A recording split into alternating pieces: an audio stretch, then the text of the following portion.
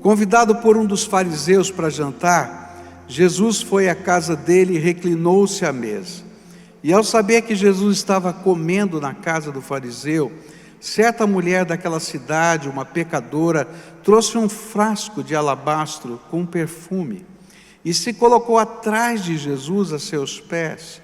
Chorando, começou a molhar-lhe os pés com as suas lágrimas e depois os enxugou com os seus cabelos. Beijou-os e os ungiu com o perfume. Ao ver isso, o fariseu que o havia convidado disse a si mesmo: se este homem fosse profeta, saberia quem nele está tocando e que tipo de mulher ela é, uma pecadora. E então lhe disse Jesus: Simão, tenho algo a dizer-lhe. Dize, mestre, disse ele. 2 homens deviam a certo credor, um lhe devia 500 denários e o outro 50. Nenhum dos 2 tinha com que lhe pagar, por isso perdoou a dívida a ambos. Qual deles o amará mais? Simão respondeu: suponho que aquele a quem foi perdoada a dívida maior. Você julgou bem, disse Jesus.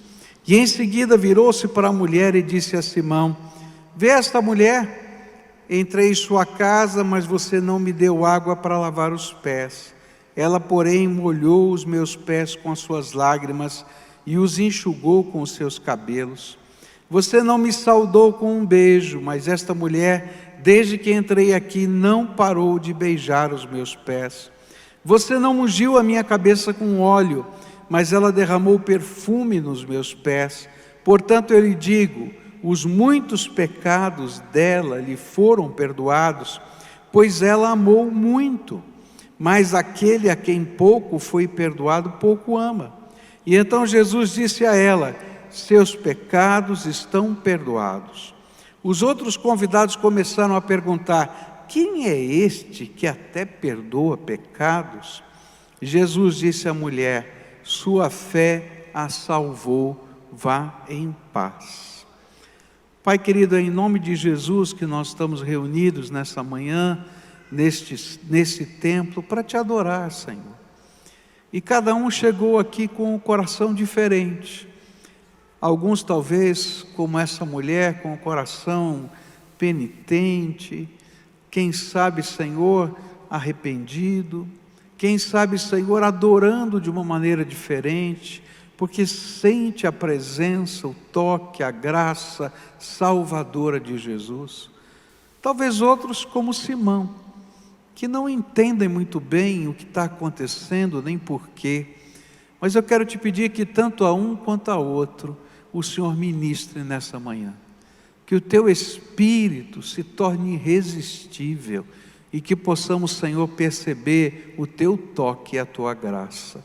É aquilo que eu oro em nome de Jesus. Amém e amém. A gente está estudando sobre uma nova chance e essa semana a gente vai entrar num tema interessante sobre encarar o passado com fé. E esse é um dos textos que a gente vai estar estudando. E nesse texto a gente tem 2 abordagens, 2 maneiras de encarar essa perspectiva de vida. A gente pode encarar na perspectiva de alguém penitente, de alguém arrependido, de alguém que se aproxima de Deus, como essa mulher que o nome nem aparece.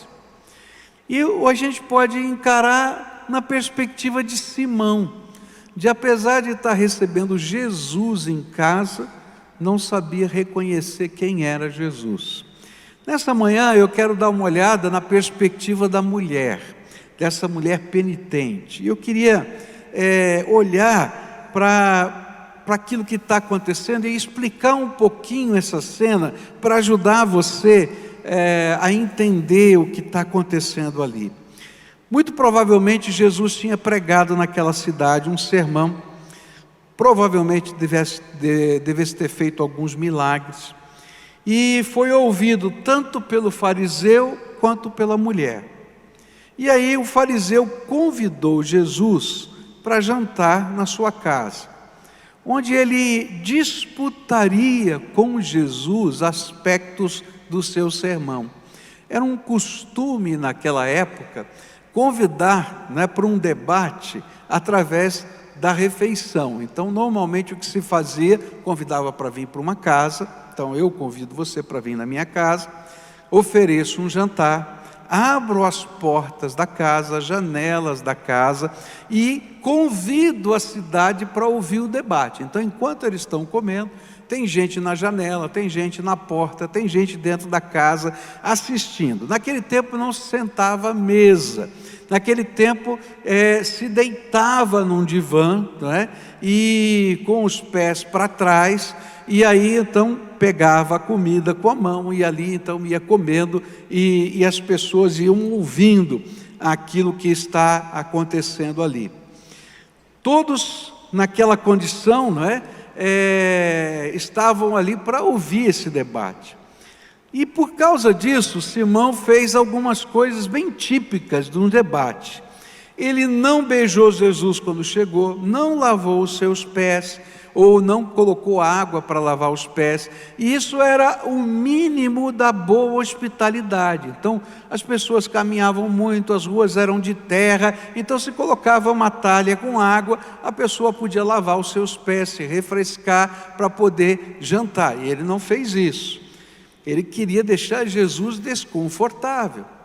Quando se chegava a casa, se recebia com um beijo, Esse era o costume. Assim como a gente cumprimenta, naquele tempo se dava um beijo, no rosto da pessoa. E ele não beijou Jesus. Por quê? Ele ia debater com Jesus. Ele estava querendo, de uma maneira propositada, deixar Jesus desconfortável. A mulher que estava naquela casa, que entrou naquela casa para ouvir o debate, era uma prostituta que exercia sua profissão naquela comunidade. Mas diante de Jesus, aquela mulher não consegue se conter. E ela começa a chorar. E as suas lágrimas molham os pés de Jesus. E se você tem os pés empoeirados, o que acontece quando pinga alguma coisa? Começa a fazer os riscos, marcando em cima da poeira. E eu imagino que aquela mulher olhou para aqueles pés que começaram a ser riscados, pelas suas lágrimas, e ela ficou constrangida com aquilo. E ela fez um ato que era alguma coisa até estranha para aquele tempo. Ela desatou os seus cabelos e começou a limpar os pés de Jesus, que agora estavam embarreados, Tinha a poeira molhada com as lágrimas dela, e ela começa a limpar nos seus cabelos os pés de Jesus. Só que isso era uma coisa muito complicada no Oriente. Uma mulher no Oriente só desatava os seus cabelos diante do seu marido. E se ela desatasse os seus cabelos diante de qualquer outro homem, isso era motivo de divórcio naquele tempo. Em seguida, ela pega um frasco de perfume. Esse frasco de perfume, normalmente era um pequeno frasco e ficava pendurado no pescoço da mulher. E era usado para perfumar o hálito e o corpo. E muito provavelmente, esse era um instrumento muito útil da sua profissão e muito caro. E ela então não se contenta em apenas enxugar ou limpar os pés com os seus cabelos, mas ela começa a derramar aquele óleo perfumado e ungir os pés de Jesus. Isso era um gesto de profunda humildade, pois normalmente se ungia a cabeça, mas ela não se sentia digna de ungir a cabeça, porque para ungir a cabeça representava, no contexto daquela cultura, a autoridade sobre alguém. E então ela unge os pés, para dizer: olha, não sou digna de colocar esse óleo perfumado sobre a sua cabeça, eu vou ungir os seus pés, em gratidão, em humildade. Mas o homem do banquete, ou os homens que estavam no banquete, não enxergavam o arrependimento, a fé, a devoção. Eles só viam uma prostituta tentando seduzir um homem. E todos já estavam pensando nisto quando Jesus propôs a parábola.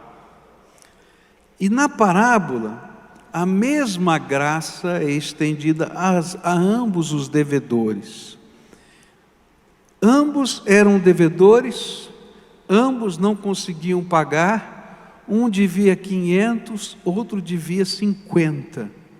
A única diferença entre eles era o valor da dívida. E Jesus estava dizendo: Simão, você é tão devedor quanto essa mulher, ou é tão pecador quanto essa mulher. E aí Jesus volta-se ao seu hospedeiro e faz uma coisa inédita nos costumes daquele tempo. Ele vai e critica a hospedagem e mostra que se existe algum pecador naquela sala, era Simão. E ele começa a dizer: olha, você não fez o que deveria ter feito como um bom hospedeiro. E eu imagino que isso tenha sido uma vergonha pública. Quando eu olho para esta cena, eu posso aprender algumas lições. E eu queria olhar na perspectiva agora da mulher e aprender algumas lições com ela. E hoje à noite eu vou olhar na perspectiva do Simão e aprender algumas lições com ele. A primeira lição que eu aprendo com essa mulher é que na nossa vida espiritual tem dois sentimentos que precisam andar juntos. E se eles não andarem juntos, eles não produzem efeito na nossa vida, que são arrependimento e fé. É interessante que o apóstolo Pedro, quando as multidões viram o milagre do dia de Pentecostes e correram para ele, perguntaram: que é necessário que nós façamos para sermos salvos? E ele fala exatamente isso: vocês precisam ter arrependimento e fé. E isso fica bem claro nos versículos 37 e 38, onde diz assim: ao saber que Jesus estava comendo na casa do fariseu, certa mulher daquela cidade, uma pecadora, trouxe um frasco de alabastro com perfume, se colocou atrás de Jesus a seus pés, chorando, e começou a molhar-lhe os pés com as suas lágrimas, e depois os enxugou com os seus cabelos, beijou-os e os ungiu com perfume. Eu creio que o sermão e aquilo que Jesus fez naquela aldeia promoveram naquela mulher verdadeiramente sentimento de pecado e profundo desejo de mudança da vida. E é isso que a Bíblia chama de arrependimento. Existe uma diferença muito grande entre arrependimento e remorso. Remorso é quando a gente sente culpa, dor, mas não sabe, não vê, nem percebe como eu posso mudar ou ser diferente. Mas arrependimento é quando eu percebo a minha culpa, a minha dor, e digo: não quero mais ser assim, eu quero ser diferente. É aquela dor da alma para mudar de vida. E eu creio que uma das maneiras da gente perceber esse arrependimento é quando ela pega aquele unguento que representava muito na sua profissão e derrama nos pés de Jesus. Porque aquele derramar nos pés de Jesus daquele unguento representava a determinação daquela mulher, dizendo: eu vou mudar de vida. Mas eu e você sabemos que todo o desejo de mudança que temos é incapaz de garantir a nossa transformação. Por isso, arrependimento e fé precisam caminhar juntos em nossa experiência espiritual. Se a gente quer uma nova chance, um novo começo, eu preciso desses dois sentimentos: arrependimento e fé. O arrependimento, ele nos faz ver a realidade do nosso pecado e nos faz desejar ser diferentes, e nos conduz a algumas entregas, onde a gente pega algumas coisas e coloca no altar de Deus. Eu me lembro que eu estava pregando num retiro de jovens aqui da nossa igreja, e naquele momento Deus tocou profundamente o meu coração, e eu fiz uma coisa que eu nunca mais repeti na minha vida. Deus me deu uma convicção que lá naquele retiro, lá numa chácara, num acampamento de juventude, no meio da igreja, tinha gente se drogando. Daquelas coisas que a gente, acho que talvez vive uma vez na vida. E aquela convicção era um negócio tão grande, mas tão grande, que chegou no momento do apelo, eu disse assim: olha, quem tem alguma coisa de droga aqui, que o Senhor está me falando isso, está tocando o meu coração, vai trazer aqui e depositar aqui no altar. E a gente vai quebrar esses vínculos. E eu me lembro que começou a chegar gente lá, trazendo droga, gente. E eu falei: Senhor, tenha misericórdia. E aí foi aquele momento tão constrangedor, choro, quebrantamento. E aquele momento quando as pessoas colocavam as drogas ali, era um momento em que algo parecido com essa mulher estava acontecendo, que pegou um unguento e derramou aos pés de Jesus. Senhor Jesus, eu não sei se eu consigo dar o próximo passo, mas o primeiro passo eu vou dar. E eu vou colocar essa droga aqui. Eu me lembro que terminou o culto, e de repente bateram na porta do meu quarto, e era um outro jovem, muito conhecido, muito querido. E esse jovem chegou lá e disse assim: pastor, eu não tive coragem de ir lá na frente, mas está aqui, ó, está aqui, o senhor pode me ajudar a jogar fora?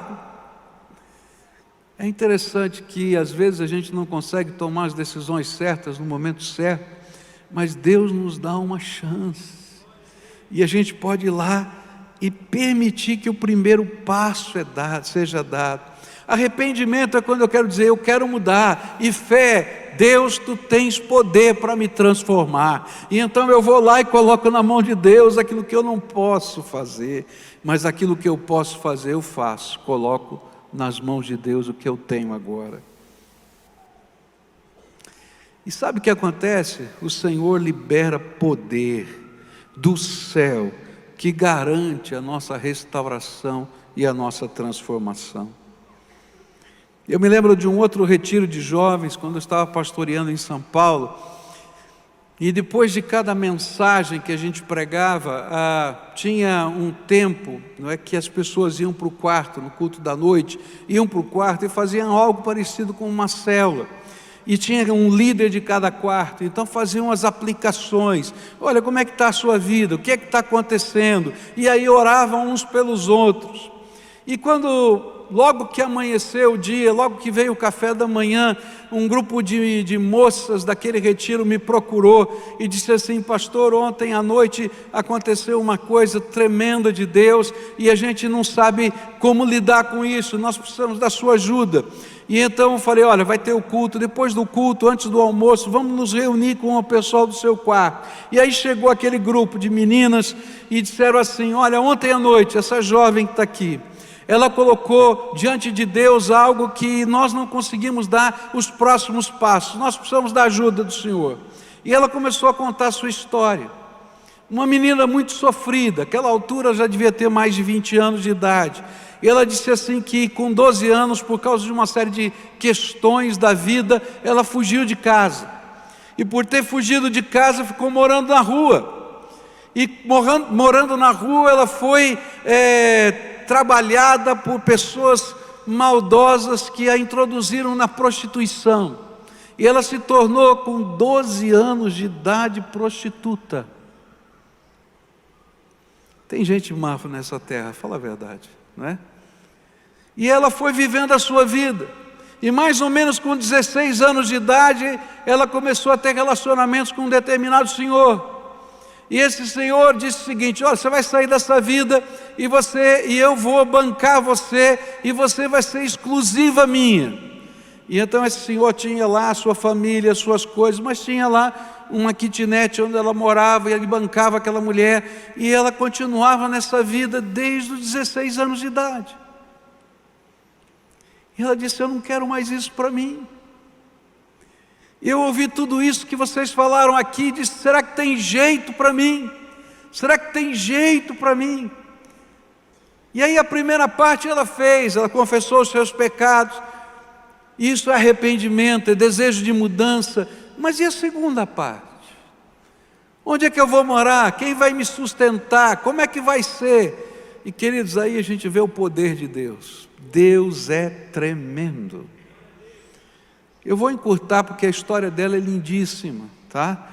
Essa mulher, ela quando voltou daquele retiro, pegou as suas coisas daquele apartamento e desapareceu daquele lugar. Foi abrigada pelas meninas daquela célula lá do acampamento. Poucos dias depois ela já tinha um emprego numa escola de pessoas crentes. Pouco tempo depois ela já se sustentava e morava no seu próprio lugar. Alguns anos depois estava casada e eu pude apresentar os filhos dela na igreja.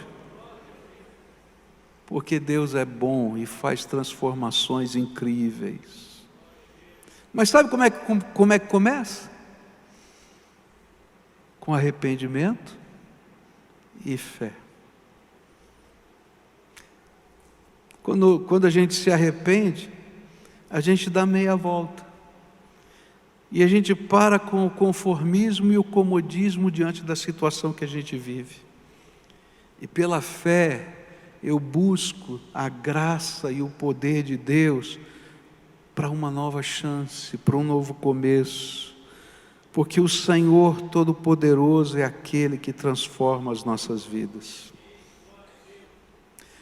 Eu creio que aquela mulher viu os feitos de Jesus. Eu acho que Jesus fez algum milagre naquele lugar. E por isso ela creu no poder de Jesus. E quando ela viveu o arrependimento, a fé, suscitou no seu coração a certeza de que podia haver uma esperança para a vida dela. Quando eu penso nessa mulher, eu penso em tantas pessoas que têm histórias diferentes. Às vezes a gente olha para questões radicais, como eu citei aqui, mas Jesus estava oferecendo essa mesma oportunidade para Simão.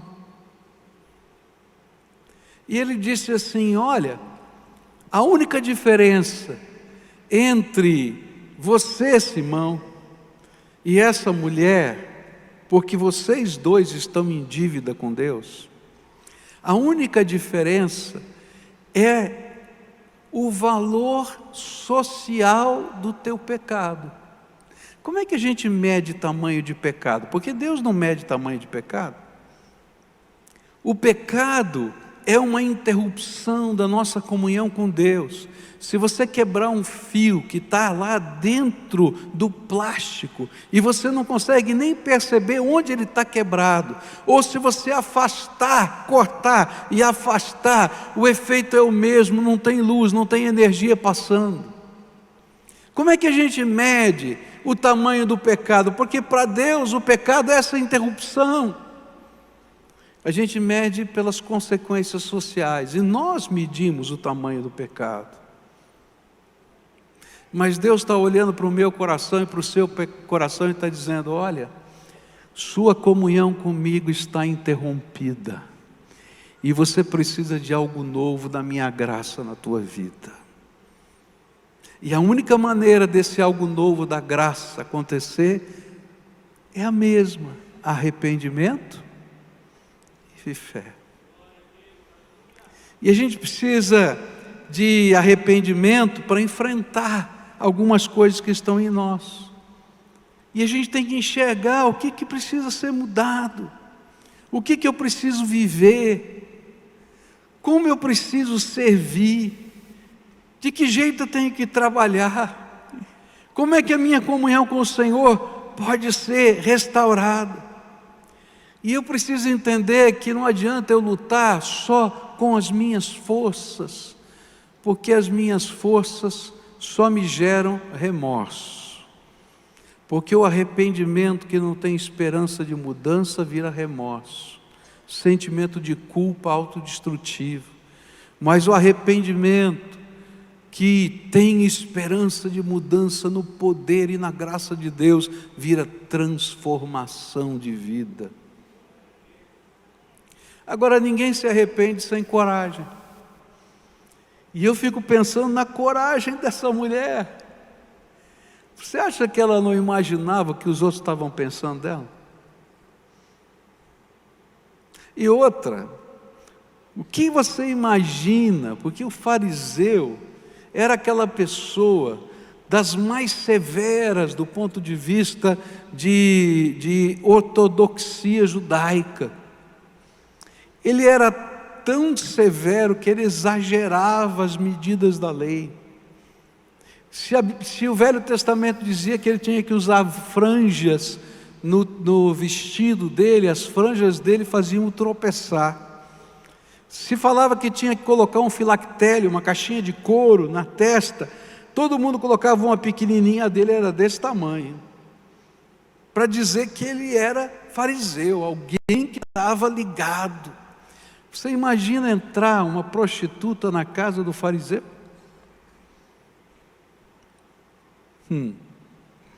Gente na porta e gente na janela, ela entra dentro da sala, fura tudo. Tinha que ter muita coragem.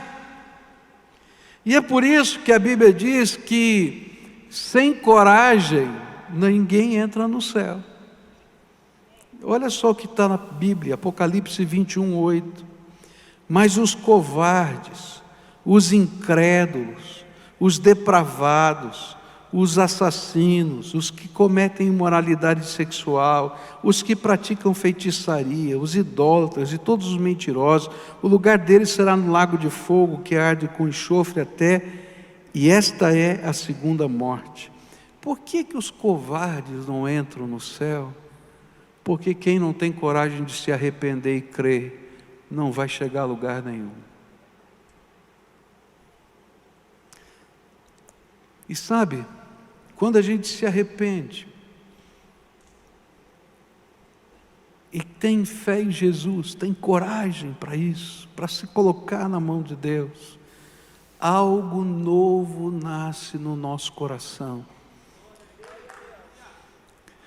Quando aquela mulher está chorando e ela desata os seus cabelos, não é porque ela queria seduzir Jesus, mas era de alguma maneira ela queria servir Jesus.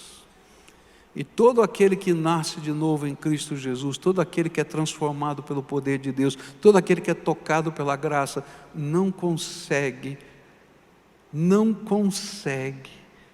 deixar de servir Jesus.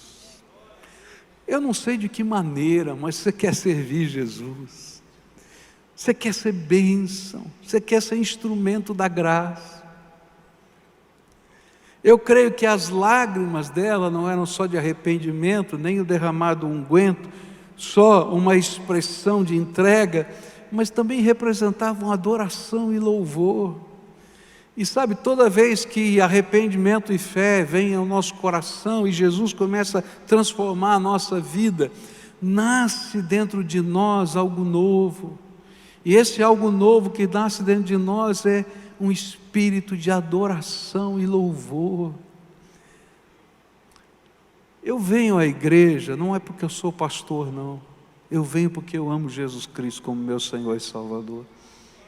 E eu acho que você vem à igreja 9 horas da manhã no domingo, não é porque você é obrigado, mas você vem porque existe dentro de você um espírito gostoso de dizer: eu vou à casa do Pai. Eu sei que você adora a Deus na sua casa todo dia, que você lê a sua Bíblia, mas chega aquele dia que a gente põe uma roupa, né? Eu ponho até gravata, olha só, né? Eu não uso gravata nenhum dia da semana, só venho aqui hoje, assim, né? Bonitinho assim, né? Eu ouvi um pastor falando uma vez que ele punha gravata porque ele gostava de ser empacotado para presente, até com lacinho. Eu não é bem assim, mas tudo bem, né? Mas sabe o que é? É o desejo de estar na presença do Senhor com os meus irmãos e adorar Jesus. E de repente coisas acontecem, como a gente ouviu aqui, testemunhos. Quando a gente está cantando, quando a gente está orando, coisas de Deus acontecem. E quando chega o final do culto, aquele momento de entrega, e a gente celebra. Ah, queridos, algo novo acontece aqui. Isso aqui pode ser uma religiosidade, onde eu tenho um costume de fazer certas coisas, mas aí perde o sabor. E se for religiosidade, você vai cansar, vai ser enfadonho. Mas se for algo que vem do Espírito como adoração, há uma celebração dentro da nossa alma, tanto de adorar quanto de servir. E eu acho que aquela mulher estava vivendo isso. Nessa manhã eu queria concluir essa mensagem fazendo o que a gente sempre faz, orando. Porque eu creio que toda vez que o Espírito Santo de Deus fala ao nosso coração, Ele é digno de uma resposta. Eu não sei como você chegou aqui. Eu não sei o que está acontecendo na tua história de vida. Eu não sei se você tem alguma coisa na sua vida que socialmente tem um valor diferente, que precisa ser transformado. Ou talvez seja uma coisa que socialmente não seja tão grande. Mas a grande pergunta não é o valor social do seu pecado. É como é que está o teu coração? Essa santa devoção está ardendo dentro de você? Esse arrependimento de dizer eu quero melhorar, no poder de Jesus, arde dentro de você? Essa fé capaz de mover as montanhas da vida, crendo que o Senhor é poderoso para estar no meio das circunstâncias e situações do teu dia a dia, tão ardendo dentro de você. Esse espírito de entrega, que pega o mais valioso que ela possuía, não como troca, mas dizendo: Senhor, Tu és digno, está ardendo dentro de você. O espírito de servir, de desatar os cabelos, e não só enxugar os pés, mas limpar os pés de Jesus, está dentro de você. E sabe como é que a gente faz isso? Quando a gente serve outras pessoas, porque nós somos hoje as mãos, os pés, a boca do Senhor Jesus aqui na terra. Se não está, tem alguma coisa errada no coração, querido. Pode ser que socialmente não tenha esse tamanho, esse peso, que as pessoas talvez olhem para você e digam: ah, você é um pecador. Mas não importa o que os outros digam, o que importa é o que Jesus vê em nós. Jesus olhou para Simão e para aquela mulher e disse: olha, os dois têm uma dívida lá em cima que só o Senhor pode pagar. E nessa manhã eu queria convidar a gente corajosa, porque sem coragem a gente não vai a lugar nenhum,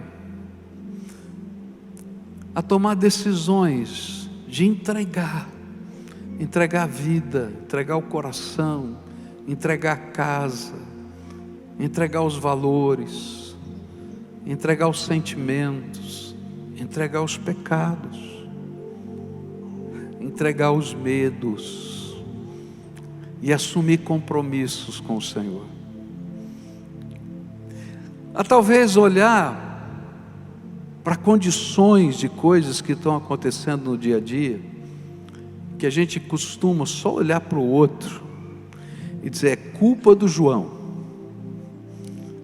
Não é verdade? É rápido para a gente achar a culpa do João, não é verdade? Na hora. E aí o Espírito Santo diz assim: enxerga um pouquinho o que está no teu coração. E a gente diz: tá bom, Senhor, eu estou vendo que tem uma parte minha também. Vou começar por aí.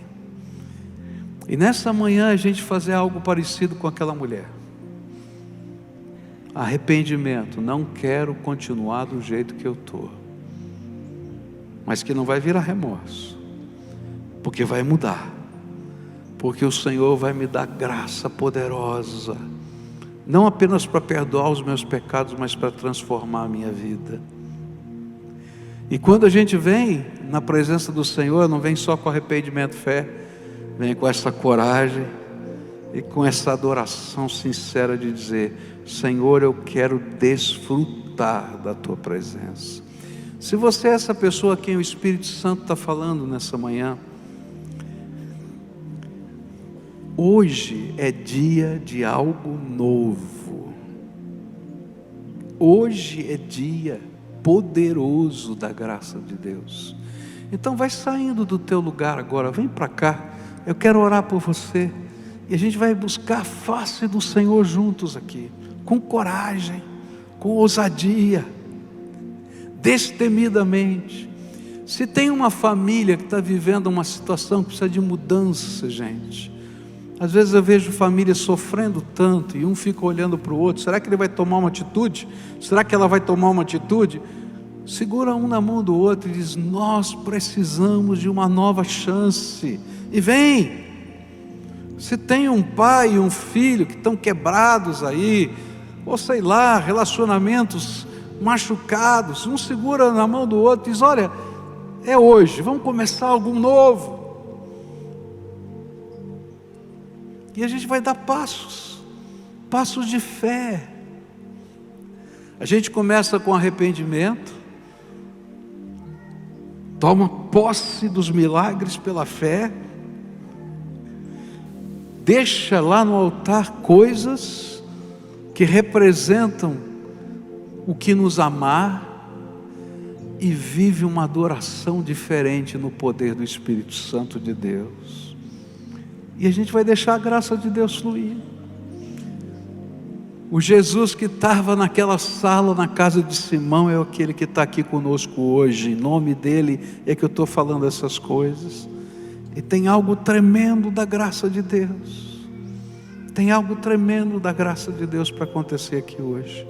Isso, pode vir, em nome de Jesus. Agora a gente vai orar. Primeira parte da oração, só você pode fazer. O que o Espírito Santo ministrou na tua vida que te moveu a arrepender-se? Eu não sei. Só você sabe, Deus. E aí esse momento é um momento de confissão. Sabe o que é confissão? A palavra confessar significa eu concordo. Eu concordo com Deus. O Espírito testifica no nosso espírito e diz: Senhor, eu ouvi, eu concordo. Então agora, fala você, só você, para mais ninguém, só você e Deus. O que o Espírito testificou no seu coração e você está confessando para Jesus aqui hoje?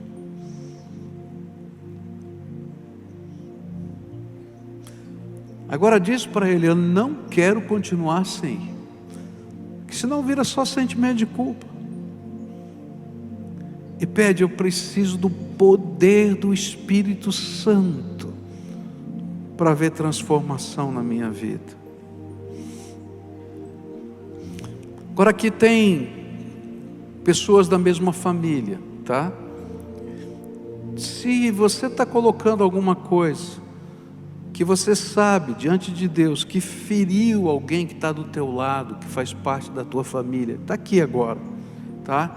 Então cochicha no ouvido dessa pessoa e diz: hoje eu estou colocando na mão de Deus isso, porque eu sei que te machucou. Faz isso, porque é tempo de restauração. Deus vai usar esse momento para abençoar a tua vida. Se você confessou alguma coisa, então fala no ouvido, baixinho. Toma coragem. Toma coragem. E deixa o Espírito Santo fazer a obra dele na tua vida. Se a pessoa não está aqui, então você vai pedir coragem para ver restauração. E vai pedir que Deus te dê coragem de restaurar com alguém significativo da tua vida. Porque nessa jornada, Deus não apenas restaura a nossa comunhão com Ele, mas abençoa a nossa casa, a nossa família, o nosso jeito de viver. E é por isso que uma das manifestações do poder de Deus é a conversão dos pais aos filhos, dos filhos aos pais, do marido à esposa, da esposa ao marido, de pessoas que nós machucamos sem saber ou sem querer, e que o Espírito revela para a gente poder trabalhar construção futura. E a gente vai pedir poder de Deus para isso, tá bom? Senhor Jesus, Tu estás ouvindo a oração do Teu povo agora, e eu quero te pedir: abre as janelas dos céus agora, e poderosamente, Jesus. Começa a derramar o teu Espírito Santo. Ninguém consegue se autotransformar. A gente vai até um certo ponto, Senhor, e cai. Mas se o Senhor segurar a nossa mão, ainda que a gente esteja afundando, o Senhor vai nos levantar, e a gente vai poder andar sobre as águas outra vez. E nesta hora eu quero te pedir, abençoa os teus filhos que aqui estão. E Pai, que uma nova chance venha, de graça, de poder, de misericórdia, de transformação. Eu quero pedir, Senhor, pelos lares que estão aqui representados. Senhor Jesus, abençoa essas casas, que a paz do Senhor Jesus reine nessas casas. Que todo o poder de Satanás que quer destruir, porque o inimigo veio para matar, roubar e destruir, seja tirado agora em nome de Jesus.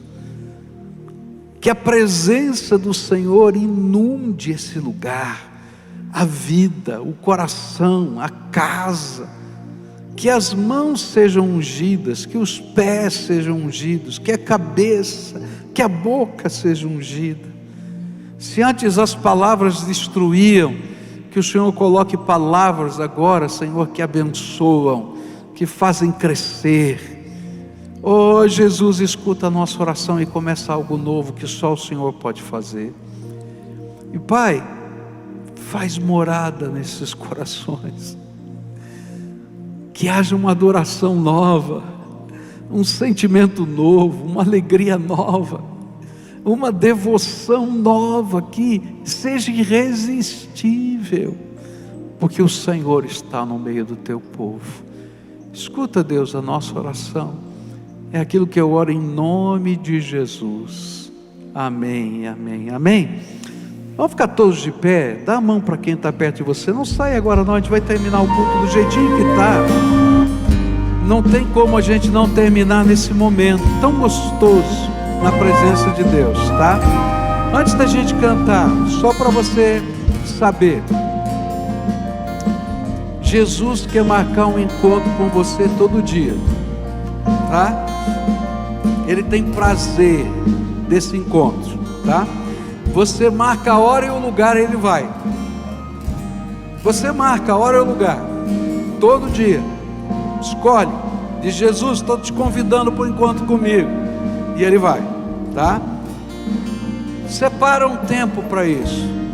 Não ponha muito tempo que você não está acostumado. Esse tempo vai crescer à medida que você tem comunhão com ele.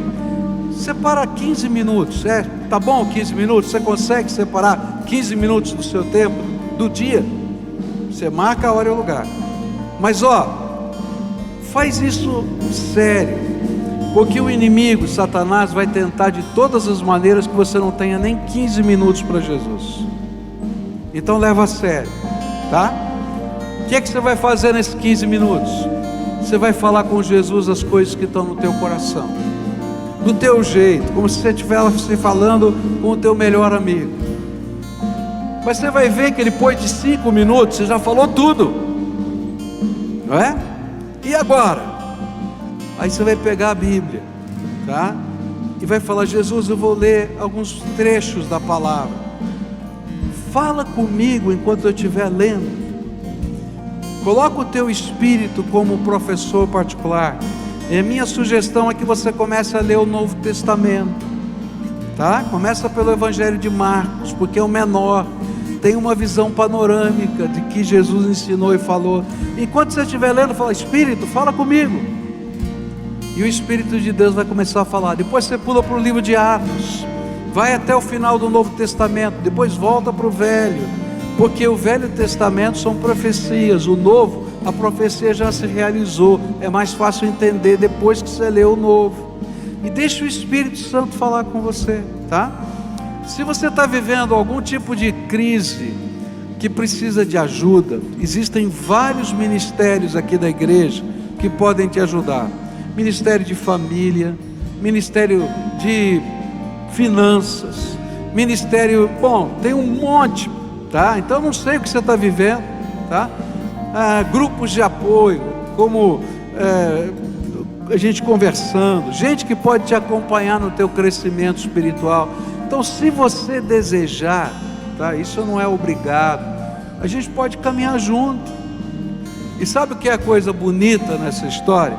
É que no reino de Deus é assim: hoje eu sou ajudado por alguém, hoje mesmo ou amanhã Deus me chama para ajudar alguém em outra área, porque tem áreas que vocês são maravilhosos e fortes, e o Senhor vai dizer: está sendo abençoado aqui, abençoa outro. E a gente vai dizer: Senhor, eu estou aqui. De um lado eu estou sendo ajudado, do outro eu estou ajudando. É assim que funciona no reino de Deus. Todo mundo aqui precisa da graça de Deus, e todo mundo pode distribuir graça de Deus. É assim que funciona.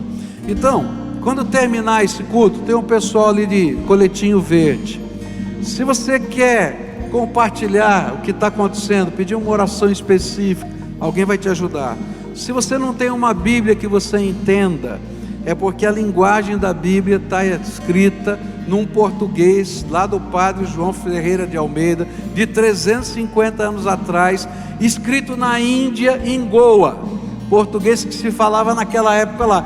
Não vai entender mesmo, tá? Então eu vou te dar de presente uma Bíblia na linguagem de hoje para você poder entender, tá? É só pedir para eles lá. Se quiser alguma informação sobre ministério, e se é a primeira vez que você está tomando uma decisão assim, diante de Jesus, pública, fala para um deles, para a gente acompanhar a tua jornada, tá bom? Tenha coragem, é bênção, tá bom? Agora adora a Deus junto conosco, dá a mão para aqui, para todo mundo, fecha o corredor aí, uma grande família, e a gente vai terminar o culto juntos assim, adorando Jesus, autor e consumador da nossa fé, Senhor da nossa vida.